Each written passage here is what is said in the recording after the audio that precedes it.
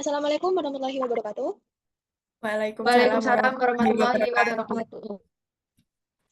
Pada kesempatan kali ini, saya dan rekan-rekan saya akan mempresentasikan Pancasila sebagai ideologi kita untuk menyelesaikan tugas mata kuliah umum pendidikan Pancasila. Sebelumnya, perkenalkan, saya Reva Fania Utami dengan NIM 2047. Selanjutnya, rekan saya,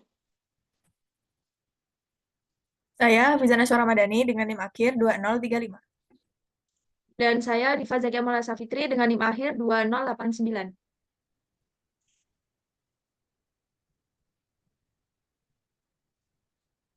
pertama-tama kita akan ke daftar isi. Daftar isi yang ada pada PPT ini, yang pertama yakni pendahuluan, yang kedua rumusan masalah, yang ketiga solusi dari jurnal dan diri, yang keempat kesimpulan. Slide selanjutnya, pembukaan akan dijelaskan oleh rekan saya. Silakan, Diva. Pancasila merupakan dasar negara dan pedoman hidup bangsa Indonesia yang berperan penting dalam menjaga persatuan serta membentuk karakter masyarakat. Di tengah perkembangan zaman dan arus globalisasi, nilai-nilai Pancasila menghadapi berbagai tantangan. Berdasarkan survei dari Lembaga Survei Indonesia, sebanyak 92% masyarakat Indonesia merasa mengetahui Pancasila. Selain itu, muncul wacana untuk menghidupkan kembali pendidikan ideologi seperti P4. P4 itu sendiri yaitu pedoman, penghayatan, dan pengamalan Pancasila di sekolah sebagai upaya memperkuat pemahaman tersebut. Next. Sebagian besar masyarakat mengaku mengetahui Pancasila. Pemahaman tersebut belum tentu diikuti dengan penghayatan dan penerapan dalam kehidupan sehari-hari. Nilai-nilai seperti toleransi, persatuan, dan gotong royong mulai menunjukkan tanda-tanda melemah di tengah masyarakat. Hal ini menimbulkan kekhawatiran, terutama terhadap generasi muda, sehingga muncul usulan untuk menghidupkan kembali pendidikan ideologi negara. Oleh karena itu, pembahasan mengenai penguatan pendidikan Pancasila menjadi penting untuk menjaga identitas bangsa serta mencegah terjadinya perpecahan di era modern. Oke, next. Pancasila sebagai ideologi negara. Pancasila merupakan dasar sekaligus ideologi negara Indonesia yang menjadi pedoman dalam kehidupan berbangsa dan bernegara. Sebagai ideologi, Pancasila berisi nilai-nilai dasar yang menjadi arah dalam menyusun sistem pemerintahan, hukum, serta kehidupan sosial masyarakat. 5 sila di dalamnya mencerminkan prinsip ketuhanan, kemanusiaan, persatuan, demokrasi, dan keadilan sosial yang harus dijalankan secara seimbang. Pancasila juga bersifat terbuka, yang dimana artinya dapat menyesuaikan perkembangan zaman tanpa kehilangan nilai dasarnya. Dengan demikian, Pancasila berfungsi sebagai landasan dalam mengambil keputusan serta menjaga keutuhan dan identitas bangsa Indonesia. Next. Pentingnya Pancasila yang pertama yaitu sebagai pedoman hidup bangsa, yang dimana Pancasila menjadi panduan dalam kehidupan sehari-hari, baik dalam sikap, perilaku, maupun pengambilan keputusan. Nilai-nilai seperti kejujuran, toleransi, gotong royong, dan keadilan berasal dari Pancasila, sehingga masyarakat dapat hidup dengan tertib dan saling menghargai. Kemudian ada sebagai dasar negara. Pancasila menjadi landasan dalam menjalankan pemerintahan dan menyusun peraturan hukum.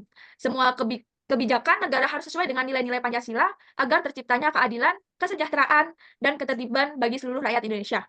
Yang terakhir, sebagai pemersatu bangsa. Indonesia memiliki banyak perbedaan, mulai dari suku, agama, bangsa, hingga budaya. Pancasila menjadi alat pemersatu karena mengajarkan untuk saling menghormati dan menjaga persatuan. Dengan berpegang pada Pancasila, perbedaan tidak menjadi sumber konflik, tetapi justru menjadi kekuatan bangsa. Untuk yang selanjutnya akan dijelaskan oleh teman saya.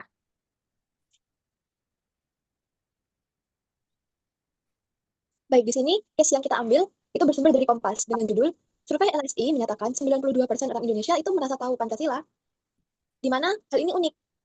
Indonesia sendiri, seperti yang rekan saya jelaskan, itu merupakan ideologi negara, merupakan identitas berbangsa dan bernegara. Di mana sebagai orang Indonesia seharusnya kita bukan merasa tahu, tapi harus tahu tentang Pancasila. Slide selanjutnya.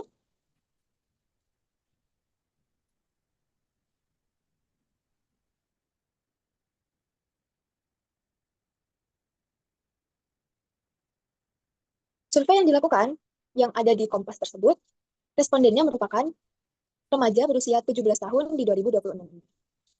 Dan dari berita yang ada di Kompas tersebut, bisa dibilang dari 100 responden, 92,7% responden itu mengakui bahwa mereka mengetahui Pancasila.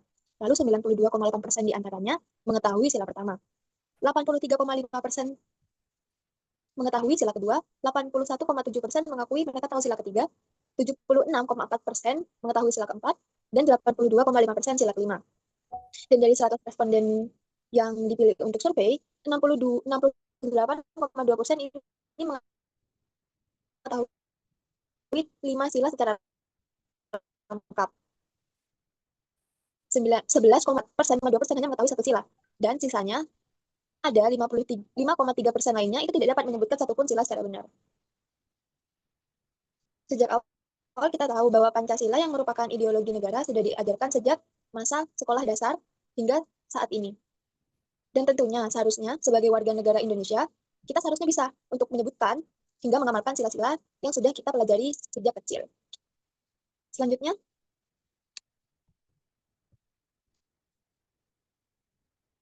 maka dari itu, rumusan masalah yang ada di study case ini yaitu yang pertama, mengapa sih terjadi degradasi kemampuan hafal Pancasila di kalangan masyarakat Indonesia, khususnya generasi muda di tahun 2026? Yang kedua, apa sih dampak dari rendahnya pemahaman khususnya hafalan Pancasila ini terhadap perilaku nasionalisme dan toleransi di tengah masyarakat? Dan yang ketiga, bagaimana strategi yang tepat untuk meningkatkan kembali penghayatan Pancasila di era digital, selain sekedar dari wajib hafalan? Selanjutnya,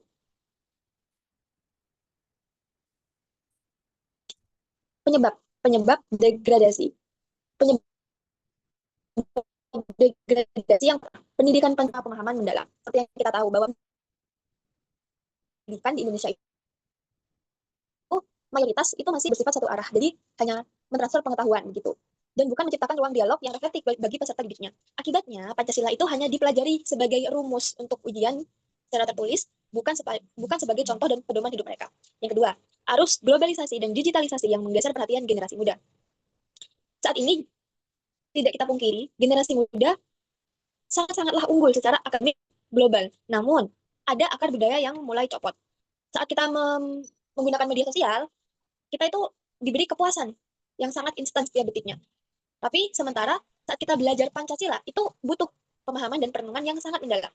Ini menciptakan pertarungan yang tidak seimbang saat kita lalai dalam Pancasila, dikarenakan kita asik bermain media sosial, itu merupakan hal yang sangat-sangat disayangkan.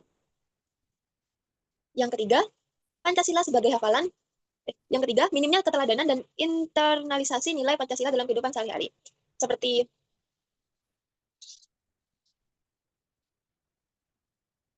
minimnya keteladanan dan internalisasi nilai Pancasila dalam kehidupan sehari-hari. Seperti yang saya bilang di awal, Pancasila itu digambarkan hanya sebagai alat hafalan untuk menjawab ujian dan tes-tes tertulis lainnya.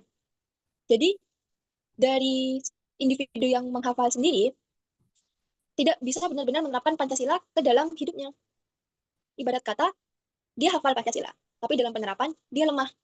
Dan dikarenakan tidak diterapkannya Pancasila dalam kehidupan sehari-hari inilah yang membuat si individu ini perlahan-lahan itu mulai lupa tentang poin-poinnya, tentang pengaplikasiannya, bahkan hingga lupa terhadap 5 Pancasila itu sendiri.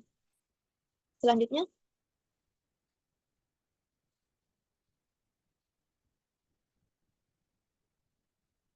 poin kedua, yakni rendahnya pemahaman Pancasila. Rendahnya pemahaman Pancasila sendiri ini berdampak pada lunturnya jati diri bangsa. Maksudnya, Pancasila itu dianggap ideologi negara dan sebagai fondasi. Tanpa fondasi si Pancasila, masyarakat itu perlahan-lahan itu akan kehilangan identitas khas Indonesia yang beradab dan berketuhanan yang ada dalam Pancasila. Meningkatkan intoleransi di ruang digital. Maksudnya dari kalimat ini adalah, jika kita kurang dalam memahami nilai persatuan, itu akan membuat orang lain lebih mudah menyerang perbedaan yang kita miliki. Atau bahkan latar belakang di media sosial. Jadi dari Pancasila, saat kita memahaminya, seharusnya kita bisa nih meningkatkan toleransi di ruang digital dan menghindari intoleransi itu sendiri. Dan lemahnya kemampuan generasi muda dalam menyaring informasi seperti hoaks, ujaran kebencian, radikalisme. Generasi saat ini, yang muda, itu akan menjadi lebih rentan terpapar bahaya hoaks dan ujian kebencian.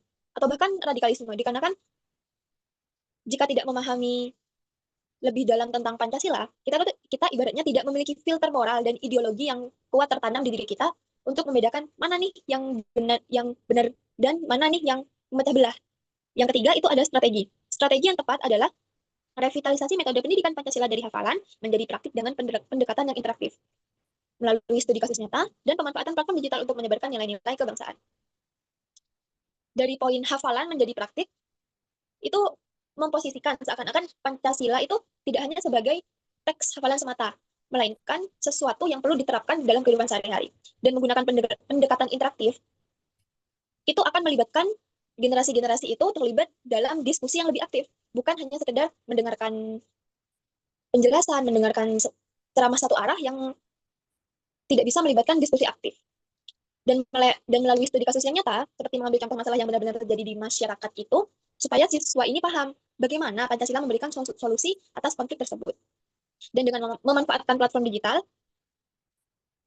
dalam fokus platform digital, itu salah satu sumber yang membuat kita tahu ada banyak sekali masalah yang muncul di dunia maya. Jadi solusinya, si pemahaman Pancasila ini juga harus masuk ke sana. Nah, jadi diharapkan menggunakan media sosial atau platform digital ini, itu bisa menyebarkan nilai kebangsaan dari Pancasila itu supaya lebih relevan dengan gaya hidup generasi muda sekarang.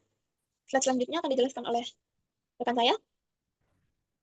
Pada permasalahan ini, masih banyak masyarakat yang belum hafal dan belum menerapkan Pancasila. Oleh karena itu, diperlukan beberapa solusi yang lebih relevan dengan kondisi saat ini. Yang pertama, pemanfaatan media digital. Melalui media sosial, video interaktif, dan konten kreatif, penyampaian Pancasila bisa dibuat lebih menarik sehingga masyarakat lebih mudah menghafal dan memahami isinya. Yang kedua, penggunaan metode pembelajaran yang menarik dan partisipatif, misalnya melalui diskusi, simulasi, atau kegiatan interaktif sehingga masyarakat tidak hanya menghafal tetapi juga memahami makna dari setiap sila. Yang ketiga, integrasi nilai-nilai Pancasila dalam kehidupan sehari-hari. Yang artinya, Pancasila tidak hanya dipelajari tetapi juga diterapkan dalam kegiatan sosial dan budaya, sehingga lebih melekat dalam ingatan masyarakat. Kemudian yang keempat, adanya kolaborasi antara pemerintah, lembaga pendidikan, dan masyarakat. Dengan kerjasama ini, penyebaran dan penguatan nilai-nilai Pancasila dapat dilakukan secara lebih luas dan efektif. Selanjutnya, solusi menurut penulis untuk mengatasi masih banyaknya masyarakat yang belum hafal dan menerapkan Pancasila. Yang pertama, penguatan pendidikan Pancasila di sekolah. Pendidikan Pancasila tidak hanya berfokus pada hafalan, tetapi juga pada penerapan nilai-nilainya dalam kehidupan sehari-hari siswa. Kemudian yang kedua, pembiasaan nilai Pancasila dalam kehidupan sehari-hari dengan membiasakan sikap dan perilaku yang sesuai dengan Pancasila. Masyarakat akan lebih mudah mengingat dan memahami maknanya. Kemudian yang ketiga, pemanfaatan media sosial secara kreatif. Melalui konten yang menarik seperti video, infografis, dan kampanye digital, Pancasila dapat dikenalkan dengan cara yang lebih relevan, terutama bagi generasi muda. Kemudian yang keempat, peran aktif sekolah dan masyarakat. Kerjasama antara lembaga pendidikan dan lingkungan masyarakat sangat penting untuk menanamkan serta memperkuat nilai-nilai Pancasila. Dengan adanya upaya-upaya tersebut, diharapkan masyarakat tidak hanya hafal Pancasila, tetapi juga mampu mengamalkan dalam kehidupan sehari-hari. Berdasarkan pembahasan yang telah kami sampaikan, dapat disimpulkan bahwa Pancasila merupakan ideologi dan pedoman hidup bangsa Indonesia yang sangat penting dalam menjaga persatuan. Namun, meskipun sebagian besar masyarakat mengaku mengetahui Pancasila, masih banyak yang belum mampu menghafal dan memahami secara lengkap. Hal ini dipengaruhi oleh metode pembelajaran yang masih berfokus pada hafalan, serta kurangnya penerapan nilai-nilai Pancasila dalam kehidupan sehari-hari.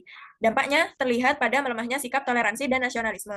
Oleh karena itu, diperlukan penguatan pendidikan Pancasila yang lebih interaktif, pembiasaan dalam kehidupan sehari-hari, serta dukungan dari berbagai pihak agar nilai-nilai Pancasila dapat dipahami dan diamalkan dengan baik.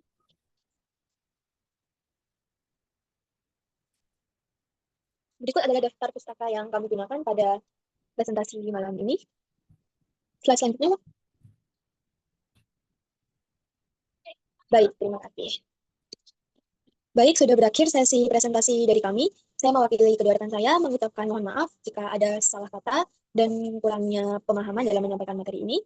Sekian, wassalamualaikum warahmatullahi wabarakatuh. Waalaikumsalam warahmatullahi wabarakatuh.